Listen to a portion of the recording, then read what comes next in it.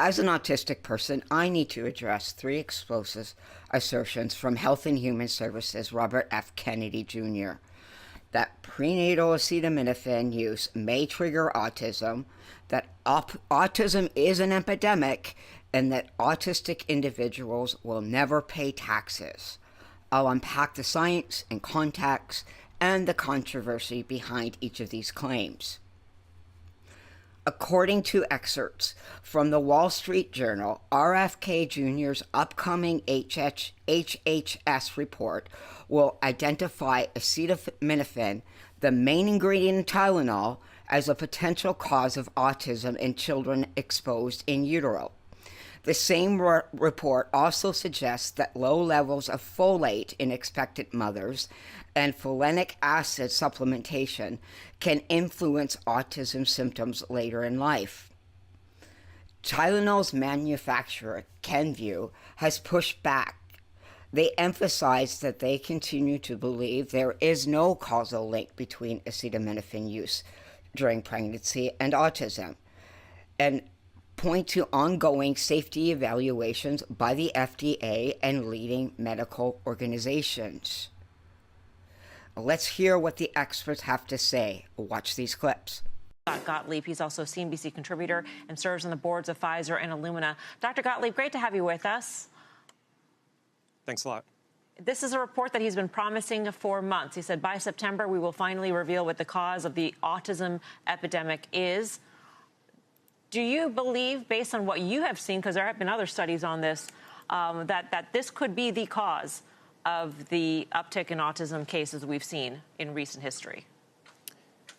Yeah, well, I certainly don't. And even the way it was reported by the Wall Street Journal, they reported that this is going to be one of the things that he suggested there may be a link between this product and autism. I suspect there's going to be other things in that report as well, including perhaps some vaccine ingredients. This has been a very carefully studied question, including a study that was done in JAMA in 2024, I believe, that looked at 2.48 million children. They looked at families, so children and their siblings, and established no causal link between Tylenol use in pregnancy and autism. But it is a subject of a lot of litigation. There's a case pending right now in the Second Circuit that involves 550 families suing for hundreds of millions of dollars. And if that case does prevail, and perhaps if HHS makes a pronouncement like that, that could weigh in favor of the plaintiffs in that case, the litigation would expand dramatically. I do think that there is, some pattern here where we see the secretary getting behind some of these issues championed by the plaintiffs bar. The other one was talc. If you remember, there was some panels that they held trying to look at a link between talc and certain chronic diseases early on.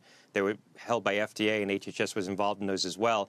Those stopped, and you haven't heard a lot of the discussion around that. I believe that's because, from what I'm told, there was a lot of lobbying at the White House by various parties that use talc, including makeup manufacturers, and they backed away from that. So you could see something similar here, where there's, some concerns and an outcry raised around this, and they try to take a more careful, deliberative process. The Journal says Health Secretary Robert F. Kennedy Jr. plans to announce that the use of Tylenol by pregnant women may be linked to autism in children. Acetaminophen is the active ingredient in Tylenol. The Department of Health and Human Services calls the Journal's report speculation, and the maker of Tylenol, Kenvue, said it believes there is no causal link to autism. Still, though, shares of Kenvue plunged nearly 10% today. Proof is here, and John, you've been doing some reporting on this all afternoon. What are you learning? I spoke this afternoon to a researcher who was part of a major study published just last year that followed 2.5 million children in Sweden over 25 years. He said use of acetaminophen, which is the active ingredient in Tylenol, during pregnancy was not associated with an increased risk of autism in children. In addition, we reached out to the American College of Obstetricians and Gynecologists, and this is what they told us. They said there is no clear evidence that proves a direct relationship between the prudent use of acetaminophen during pregnancy and fetal developmental issues. Autism spectrum disorder affects roughly 1 in 31 8-year-olds in the U.S., according to CDC figures.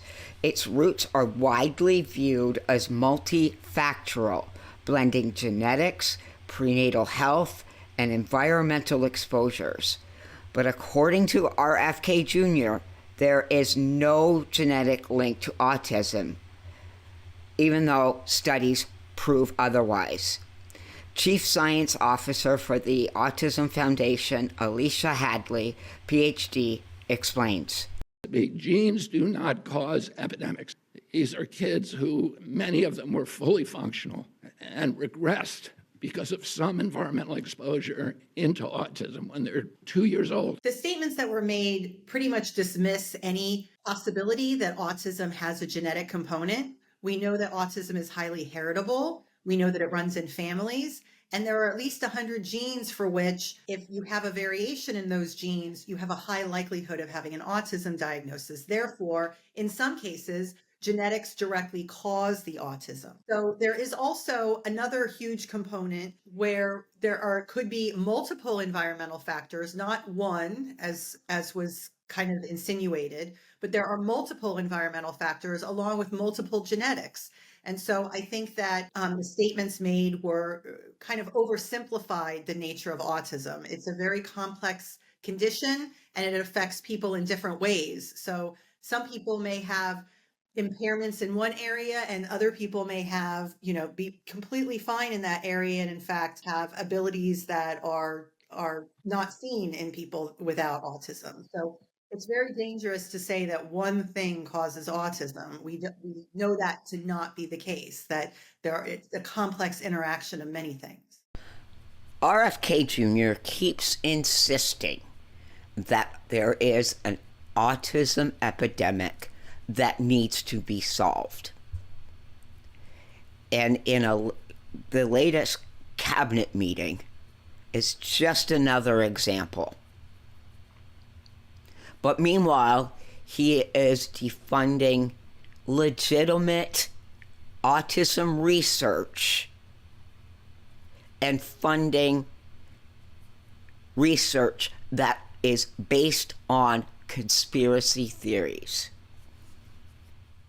Launch a massive testing and research effort that's going to involve hundreds of scientists from around the world. By September, we will know what has caused the autism epidemic, and we'll be able to eliminate those exposures. So big. Think of that. So, the first mention of autism came in the third edition of the DSM in 1980, with the introduction of the diagnostic category of infantile autism. This label was generally only applied to children with substantial language impairment and intellectual disabilities. Then in 1994, the DSM-4 recognized people could also show the core behaviors of autism without having significant language impairment or any intellectual disability. This change in how we described autism contributed to a surge in diagnoses. The most recent and perhaps most significant change in the DSM's approach to autism came with the publication of the DSM-5 in 2013. This edition introduced the umbrella term autism spectrum disorder, marking a paradigm shift in how autism is conceptualized and diagnosed.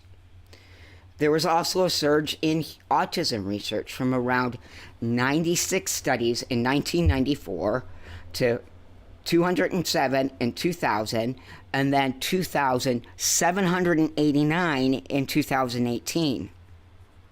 Autism is not an epidemic. It's the expanded criteria and earlier screening that are the reasons why there has been a surge in autism diagnoses among children. There has also been a rise of late diagnosed autism, especially among women and non-binary and people of color. They are usually not diagnosed or misdiagnosed as having a mood disorder, personality disorder, or anxiety. I didn't find out that I was autistic until I was 52, and I was misdiagnosed with a mood disorder, personality disorder, and anxiety.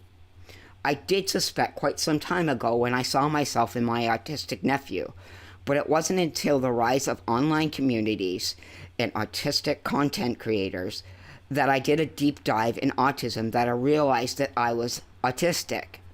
Before I realized I was autistic, I thought I was broken, and that if I just tried harder, I wouldn't struggle so much. Now I know that I was not broken. My brain just works differently than a neurotypical's, and I just needed accommodations. My story is very similar to a lot of people in the autistic community. Some of them went undiagnosed until well into their 70s. Watch this clip of RFK Jr. at an April press conference talking about autistic children. Autism destroys families. More importantly, it destroys our greatest resource, which are our children. These are children who should not be suffering like this. These are kids who, many of them were fully functional and regressed because of some environmental exposure into autism when they're 2 years old. And these are kids who will never pay taxes, they'll never hold a job, they'll never play baseball, they'll never write a poem, they'll never go out on a date. Many of them will never use a toilet unassisted. And we have to recognize we are doing this to our children, and we need to put an end to it. This stark language is a flat-out lie that furthers the stigma we already face. As an autistic person, I find this type of language very dehumanizing. My autism is not a liability. It's part of who I am. I have unique strengths, like my attention to detail and my pattern recognition. And I have some challenges, like sensory sensitivities and executive functioning difficulties. There's a saying that if you met one person with autism, you've met one person with autism. Autism is a spectrum. We are all different. Our self-worth should not be tied to how much we can contribute to capitalism. Whether you have low support needs like me or high support needs, every single autistic person has value. Here are some reactions from other autistic individuals. All credit goes to the content creators. Recently, the U.S. Secretary of Health, RFK Jr., made false comments about autism, like people with autism are broken, that autism is caused by vaccines, and that people with autism will never have jobs or families. But that's not true. I have autism and I'm not broken, and I hope that nobody in Princeton Public Schools believes RFK Jr.'s lies. Autism and all disabilities should be taught in the Princeton Public Schools curriculum at all grade levels because it will raise awareness, increase acceptance, and improve the quality of life for kids with disabilities. But first, here's a quote from a Changing Perspectives article called Disability Inclusion in Education. A truly inclusive environment does not value one marginalized group over another. Instead, it recognizes the unique backgrounds of all members of the community, including but not limited to cultural heritage, religion, socioeconomic status, sexual orientation, gender, disability, or any other differences. Princeton Public Schools already recognizes Autism Awareness Month, but not much. There are posters in the cafeteria that say to be kind and inclusive. Students wear blue on April 2nd, but we are never taught about the spectrum of autism. Kids need to be taught more about the different kinds of autism, that autism is a natural variation in the genes that you are born with, not caused by vaccines, and about successful people with autism. The lesson should also be extended to other disabilities like ADHD, cerebral palsy, blindness, deafness, dyslexia, apraxia, and more. This is important because it will teach kids how to accept people with disabilities. Accepting someone means really understanding someone for who they are and not minding their differences. I want everyone to know that people with autism and other disabilities are not tragedies, but just different, like all people. If everyone understood more about autistic people and about other people with other disabilities, they would know more about how to treat them, what their lives are like, and that they don't need to be fixed or cured. This will help kids with disabilities have a better life. When people are aware of disabilities and are accepting them, they will have friends and less bullying. Also, the teachers might be more aware because they learned about the disabilities also. Kids and teachers should know more about disabilities so they do not believe RFK Jr. is right about autism, and they choose to treat them in a nice way that is good for the kid. By knowing more about it, kids and teachers will be nicer to the kids with disabilities. This is important to me in Princeton Public Schools because I have a disability and I noticed that disabilities were not being taught, only a few people mentioning autism. When teaching about culture, we teach many different cultures to accept them better because that's what disabilities are like, a culture of differences. Princeton Public Schools must add this to the curriculum of all grades and students so that we don't have people like RFK Jr. in the future. I want to end with the district mission statement. Our mission is to prepare all of our students to lead lives of joy and purpose as knowledgeable, creative, and compassionate citizens of a global society. Adding disabilities to kids' education will make them knowledgeable and compassionate and help kids with disabilities to lead lives of joy and purpose. I'm heated. So RFK said that autistic kids will never work, never date, never pay taxes, and never write a poem. Okay, first of all, not paying taxes, that sounds like a fucking dream, so sign me up.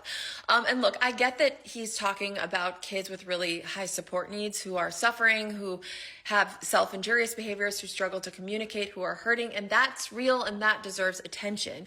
But saying that they'll never do anything, that's not awareness, okay? That's ableism. Like my son, for example, he's almost 6 and he was diagnosed with severe autism at 2, told he may never talk. Well, guess what? He's happy, he's learning, he's communicating in his own way, and even if he never lives independently or is never conversational, he's still enough. Also, have you seen Love on the Spectrum? They're dating. Autistic people are dating, they're thriving. Autism is not actually the problem. I think saying a person's worth depends on how well they perform in capitalism. That's the problem. I am very displeased, very disheartened to hear someone make comments of that nature. Autistic people are not broken, they just think differently. Wanting to cure autism implies that our way of being is wrong, and it isn't. When I was younger, other students and even some adults did not understand autism. So many people insulted me or ignored me. But then, thankfully, my parents found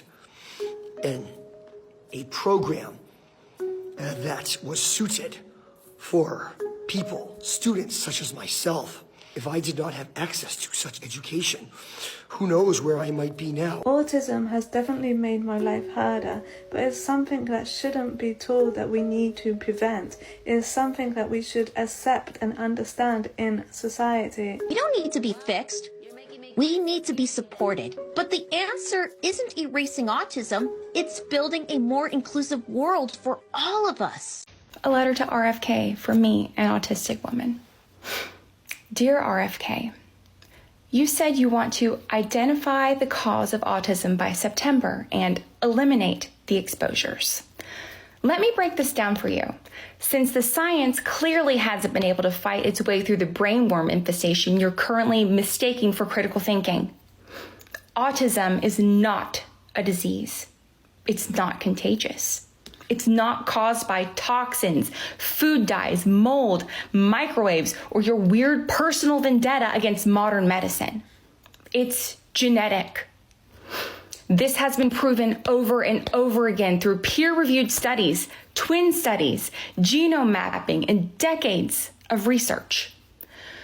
So when you say that you want to eliminate the cause, and the cause is our DNA, what exactly are you proposing?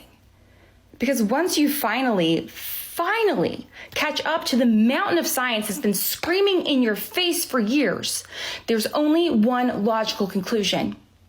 You're not trying to eliminate a disorder.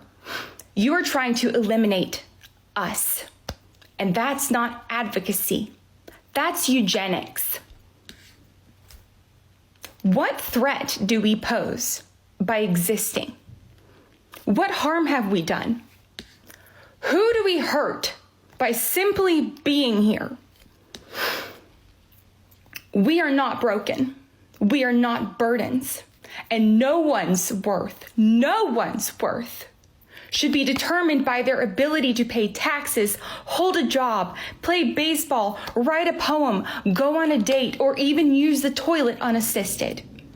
That mindset, your mindset, it's revolting and it's dangerous. You say autism destroys families. No, it doesn't. What destroys families is stigma, shame, and grossly uninformed rhetoric like yours that tells parents their child is defective, that makes children feel like they are a mistake, that reinforces a world that would rather erase autistic people than support them. We do not need to be solved. We need to be seen. We need accommodations, accessibility, compassion, understanding, not your fear-fueled ableist witch hunt. You don't get to decide who deserves to exist. And I promise you, we're not going anywhere. Sincerely, an autistic adult you clearly weren't expecting to talk back. Kennedy's depiction of autistic individuals echoes a chilling chapter in history under Nazi Germany. People with disabilities were branded as useless eaters to rationalize state-enforced sterilization and mass murder. The 1933 Law for the Prevention of Hereditary Diseased Offspring mandated compulsory sterilization for those deemed genetically unfit, setting the stage for the Action T4 project.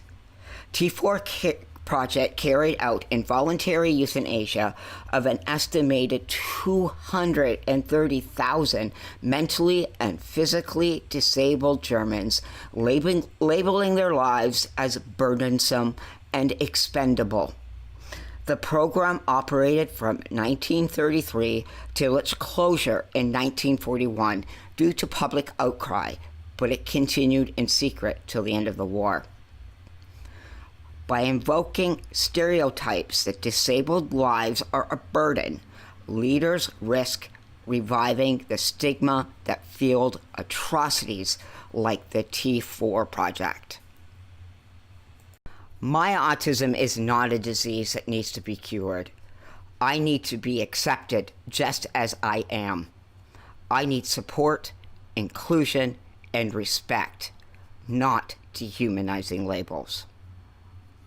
When the full HHS report is released, I will make another video that assesses its science and its policy-making implications. In the meantime, share your thoughts below.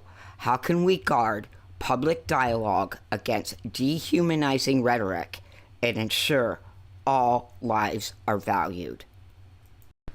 I've got one more thing to say on this subject matter. RFK Jr. either needs to resign as Secretary of HHS, or somebody needs to grow a backbone and get rid of him. He is a danger to the autistic community, and he's also a danger to the American people. Drop a blue heart in the comments if you agree.